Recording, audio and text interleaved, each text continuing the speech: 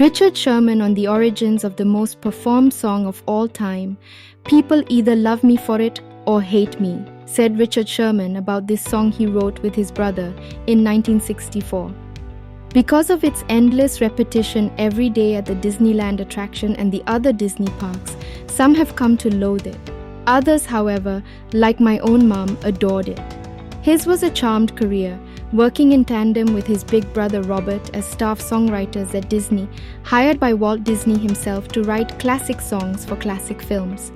"We were very lucky," he said in a 2009 interview for this magazine at the Hamburger Hamlet on the Sunset Strip.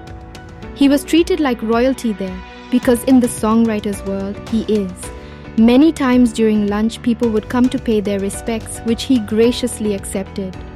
"We wrote songs for the world's greatest storyteller. 3 songs you didn't know Kiefer Sutherland wrote." The story of It's a Small World is an exception among their Disney songs because it was written not for a film, but for an amusement park boat ride through the cultures of the world.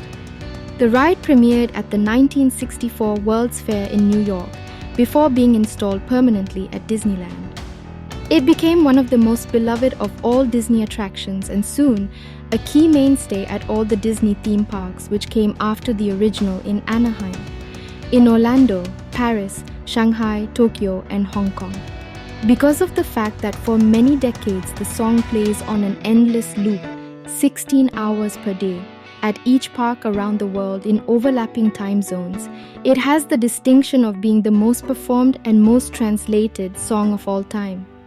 Yes, there are those who insist that use on a Disney ride should not be considered a performance of a song equal to that of the radio play. They insist that the Beatles' Yesterday by McCartney is the actual winner. Richard Sherman smiled gently as he swiftly laid aside this distinction, which to him didn't matter. What mattered to him was the phenomenal life of this one song, which even in their career of writing many standards, stands alone.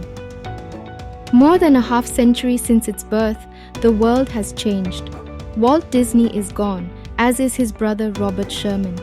The reality of becoming a full-time staff songwriter at a major studio is long gone. But one thing remains and is not even slightly diminished by the passing of time: the song. "Not all music statistics can be established using conventional means," he said. "Since 1983, there has not been a moment when It's a Small World wasn't playing in at least 2 locations on the globe. Who else can claim that?" It was also the source of a songwriting myth, which is clarified here, that the Sherman brothers earned money every time it was played, the way a songwriter of a TV theme song would. He laughed when asked about it, saying, "I wish." He explained that they do receive royalties when the song is used outside of the park, in a TV show or movie, but usage within the park is considered work for hire, for which they were paid once. The mouse, as many refer to Disney here in Hollywood, is notoriously tight. It's a Small World, by Robert B. Sherman and Richard M. Sherman. It's a world of laughter, a world of tears. It's a world of hopes and a world of fears. There's so much that we share that it's time we're aware. It's a small world after all. It's a small world after all. It's a small world after all. It's a small world after all. It's a small, small world. There is just one moon and one golden sun, and a smile means friendship to everyone.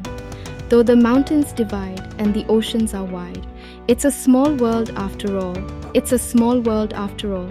It's a small world after all. It's a small world after all. It's a small, small world.